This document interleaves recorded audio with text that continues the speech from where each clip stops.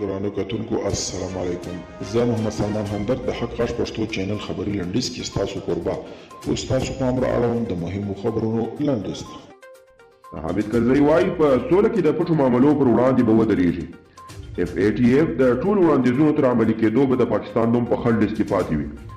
د FATF مشر د جرمني مارکس پیلر له غونډې وروسته رسنیو ته د پرېکړو په هکله معلومات ورکړل.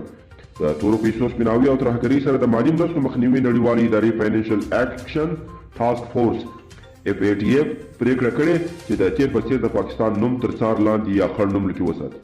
د دغې ادارې مشر وایي پاکستان له 29 نه پر 21 وړاندیزونو عمل کوي، خو په خبره یې موضوع دلته نه ختمیږي بلکې نور فعالیت ته هم اړتیا ده.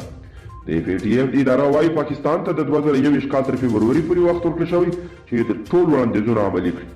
د طالبانو ویاند ذبیح الله مجاهد د واشنگټن پوسټ هغه ریپورټ ګڼي امریکا هوایي ځواک د طالبانو په ملاتړ د داعش خلاف هوایي بریدونه رد کړي دي او امریکا د روسیې پر یوه حکومتي څېړنیزو بنسټ د یوې کمپیوټري زیانمنونکي ویروس خپرولو له امله چې په یو وخت کې څو صنعتي ادارې موخه ګرځوي بندیزونه وضع کړي دي.